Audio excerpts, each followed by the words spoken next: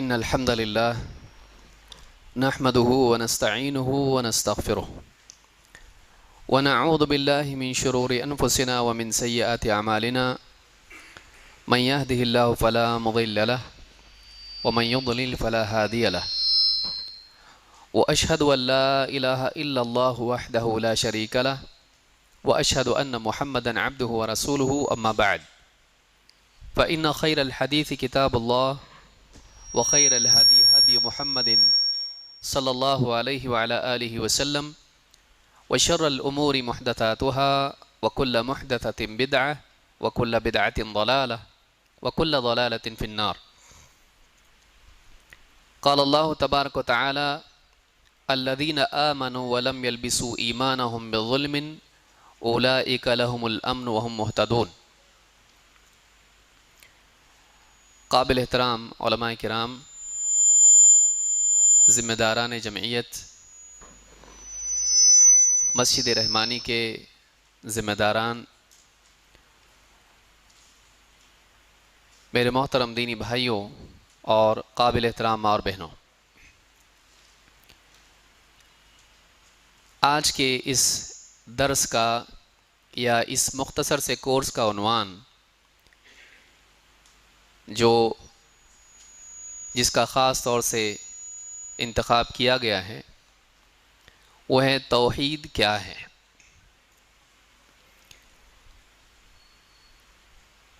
بہت سے لوگوں کے لیے یہ عنوان تعجب کا ذریعہ ہو سکتا ہے کہ ہم کو توحید سکھائی جائے گی، اہل حدیث کو توحید سکھانے کی کیا ضرورت ہے، اور ہم پہلے توحید کے بارے میں معلوم کر چکے ہیں، سیکھ چکے ہیں، اس کا اہتمام کرتے ہیں۔ اس کی بجائے کوئی اور عنوان ہونا چاہیے، لیکن حقیقت یہ ہے کہ توحید ایک ایسا عنوان ہے جس پر گفتگو پہلے مرحلے میں کر کے چھوڑ دینا غلط ہے، نہ انبیاء کا طریقہ ہے نہ سلف کا طریقہ ہے، بلکہ توحید ایک ایسی ضرورت ہے کہ زندگی کے مختلف مراحل میں اس کی تجدید کرتے رہنا ضروری ہے۔ آپ دیکھیں قرآن کریم میں اللہ رب العالمین نے رسول اکرم صلی اللہ علیہ وسلم سے فرمایا فَاعْلَمْ أَنَّهُ لَا إِلَٰهَ إِلَّا اللَّهُ، اے نبی آپ جان لیجئے کہ اللہ کے سوا کوئی عبادت کے لائق نہیں۔ کیا اللہ کے نبی صلی اللہ علیہ وسلم کو نہیں معلوم؟ لیکن اللہ رب العالمین نے اس آیت میں یہ حکم دے کر یہ بتلا دیا کہ توحید کے علم کا ہر انسان محتاج ہے، اور نبی اکرم صلی اللہ علیہ وسلم کو حکم دینے میں اس طرف اشارہ ہے کہ جب آپ کے لیے حکم ہے تو من باب اولا آپ کی امت کے لیے آپ کی تبعیت میں، آپ کی ماتحتی میں یہ حکم ہے۔ جب بڑے کے لیے حکم ہو تو چھوٹوں کے لیے اپنے آپ حکم ہو جاتا ہے۔ توحید سکھانے والے سے کہا جائے کہ توحید سیکھیے، توحید کے بارے میں جانیے، تو ظاہر بات ہے کہ ہمارا علم کیا ہے، ہم کو اس کی زیادہ ضرورت ہے۔ اسی طرح سے آپ دیکھیں گے کہ اللہ رب العالمین نے قرآن کریم میں ابراہیم علیہ السلام کی دعا سکھائی۔ ابراہیم علیہ السلام نے جب اللہ سے دعا کی تو انہوں نے کہا وَجْنُبْنِي وَبَنِيَّ أَن نَعْبُدَ الْأَصْنَامَ، کہ اللہ مجھ کو بچا لے اور میری اولاد کو بھی اس چیز سے بچائے رکھ کہ کہیں ہم بتوں کی عبادت نہ کرنے لگ جائیں۔ ابراہیم علیہ السلام کے بارے میں اللہ تعالیٰ نے صاف صریح کہا ہے وَلَمْ يَكُ مِنَ الْمُشْرِكِينَ، ابراہیم علیہ السلام مشرکین میں سے نہیں تھے۔ ابراہیم علیہ السلام اللہ کے نبی اور رسول تھے، بلکہ اس سے آگے اللہ کے خلیل بھی تھے، لیکن اس کے باوجود ابراہیم علیہ السلام کو اس بات کا خوف تھا کہ کہیں میں اور میری اولاد شرک میں مبتلا نہ ہو جائے، کہیں ہمارے توحید میں، عقیدہ توحید میں خلل نہ آ جائے۔ وَجْنُبْنِي وَبَنِيَّ أَن نَعْبُدَ الْأَصْنَامَ، اے اللہ مجھ کو بچائے رکھ اور میری اولاد کو بھی۔ کس چیز سے بچائے رکھ؟ کہیں ہم بتوں کی عبادت نہ کرنے لگ جائیں۔ معلوم ہوا کہ ایک مومن عقیدہ توحید کے اہتمام کے باوجود شرک سے ڈرتا رہتا ہے، اور جس چیز کے بارے میں انسان کو معلوم نہ ہو اس میں واقع ہونے کا خطرہ زیادہ ہوتا ہے۔ اسی لیے شرک اور توحید کے بارے میں تفصیل علم ایک مسلمان کو ہونا چاہیے۔ جب ایک آدمی اسلام میں داخل ہوتا ہے تو اجمالی اقرار کر کے اسلام میں داخل ہوتا ہے، اشہد ان لا الہ الا اللہ و اشہد ان محمد رسول اللہ، شہادتین کا اقرار کیا، توحید کا کلمہ پڑھا، رسالت کی گواہی دی، اسلام میں آ گیا، اللہ کے سوا کوئی عبادت کے لائق نہیں معلوم پڑ گیا۔ اس کی تفصیل کیا ہے؟ توحید واقعی کیا ہے؟ اس کو اگر تفصیل سے آدمی نہیں سیکھا زندگی بھر ایسے ہی رہتا ہے، اور بعض اوقات کم علمی کی وجہ سے وہ اپنے آپ کو توحید پر سمجھتا ہے، لیکن اس کی زندگی میں کھڑکی سے پچھلے دروازے سے شرک آ جاتا ہے۔ ان الشیطان لکم عدو فاتخذوہ عدوا، شیطان تمہارا کھلا دشمن ہے، تم اسے اپنا دشمن ہی بنائے رکھو۔ تو شیطان انسان کی لا علمی کا فائدہ اٹھاتا ہے۔ آدم علیہ السلام کا قصہ آپ کو معلوم ہے، وہ ایک چیز جو منع ہے اس چیز کے بارے میں بھی تأویلات کر کے اس کا یہ مطلب نہیں ہے، اس کا یہ مطلب ہے، اور انسان کے دل میں غلط باتیں ڈال کر اس سے وہی کرواتا ہے جس سے اللہ نے منع کیا ہے۔ اس لیے اگر ہم کو تفصیلی علم اگر توحید اور شرک کے بارے میں نہ ہو، بہت ممکن ہے کہ ہم ایک چیز سے تو بچ جائیں لیکن دوسری چیز میں واقع ہو جائیں۔ اس لیے بھی ضروری ہے کہ ہم اس چیز کے بارے میں علم حاصل کریں۔ مزید یہ کہ آپ دیکھیں گے اللہ کے نبی صلی اللہ علیہ وسلم اپنے آخری وقت میں، وفات سے بالکل آخری وقت میں، وفات سے قبل آپ اللہ تعالیٰ سے ایک دعا کر رہے تھے۔ وہ کیا دعا تھی؟ وہ بد دعا تھی، وہ لعنت تھی۔ لعنت اللہ علی الیہود والنصارى اتخذوا قبور انبیائہم مساجد، اللہ کی لعنت ہو یہود و نصارہ پر، انہوں نے اس کو صحیح کر لیں، انہوں نے اپنے نبیوں کی قبروں کو سجدہ گاہ بنا لیا۔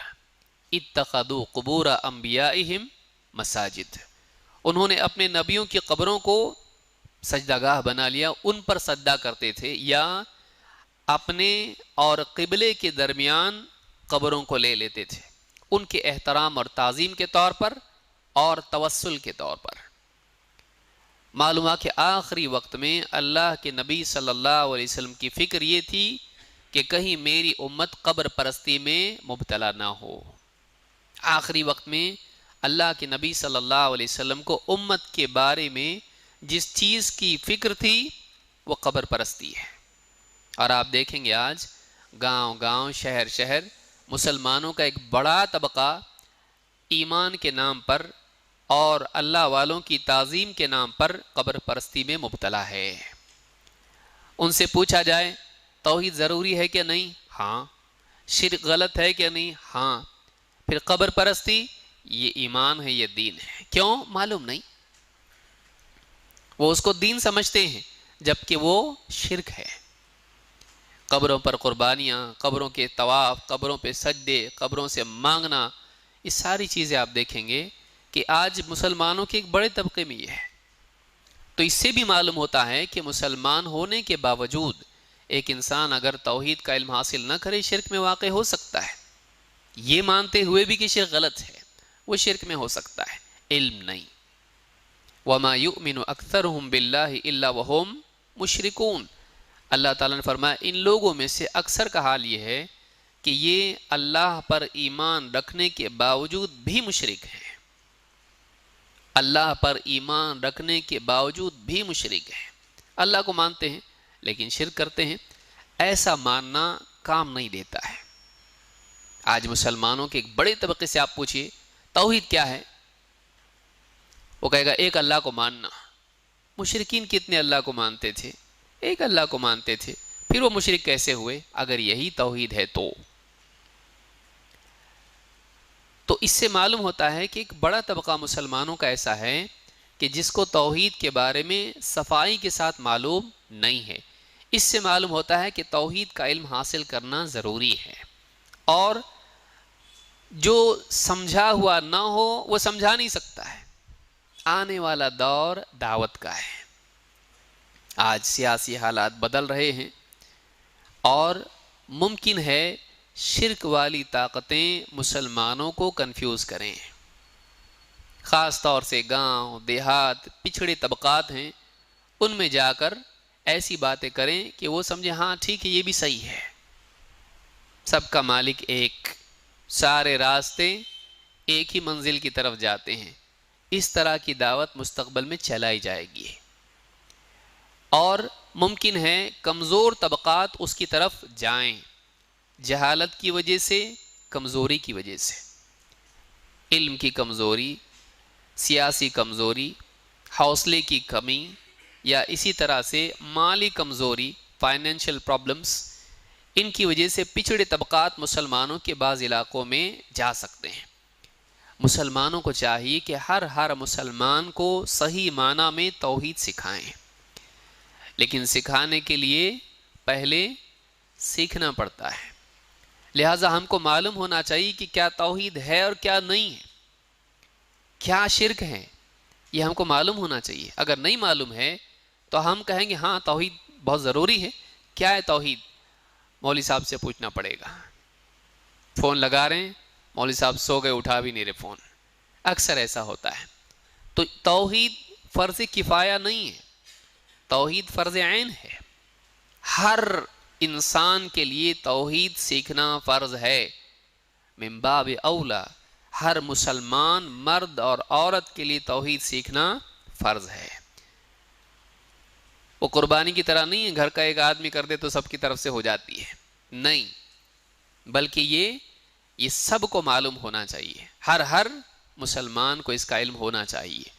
تو یہ جو کورس ہمارا ہے اس کا یہی مقصد ہے کہ ہم دلائل کے ساتھ توحید کے بارے میں معلوم کریں، اور اس میں جو شبہات ہو سکتے ہیں ان کے تعلق سے بھی وضاحت ہمارے سامنے آ جائے، تاکہ صحیح عقیدہ ہم کو معلوم ہو۔ تو یہ ہمارا گویا کہ اس کورس کی اہمیت کے تعلق سے ایک مقدمہ ہے، اس کو یاد رکھیں کہ کسی مسلمان کو آپ کہیں ذرا توحید کے بارے میں سنو، وہ کہے کہ مجھ کو توحید کی کیا ضرورت ہے، آپ کو بتانے آنا چاہیے کیوں ضروری ہے۔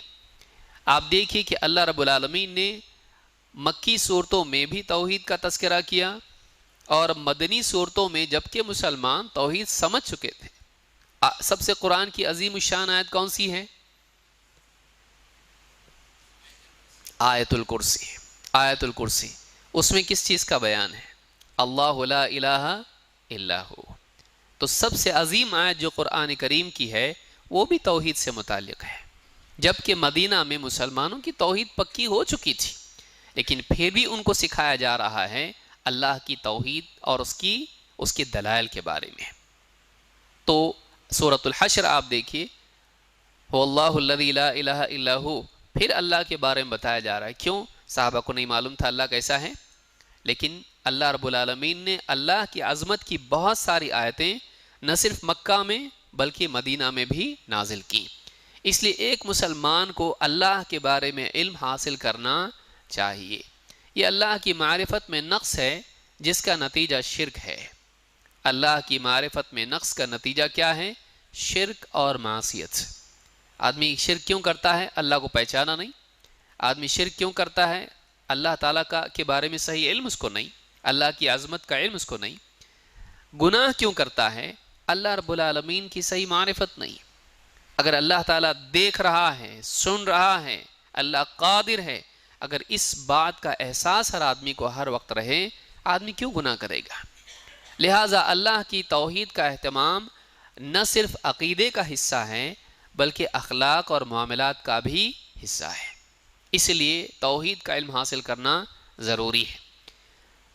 جو آیت ہم نے شروع میں پڑھی ہے اور آپ کے نوٹس میں بھی ہے، اللہ تعالیٰ فرماتا ہے الذین آمنوا ولم یلبسوا ایمانہم بظلم اولئک لہم الامن وہم مہتدون۔ جو لوگ ایمان لائے اور اپنے ایمان میں ظلم کو ملنے نہیں دیا، یہی وہ لوگ ہیں جن کے لیے امن کا وعدہ ہے اور یہی لوگ ہدایت یافتہ ہیں۔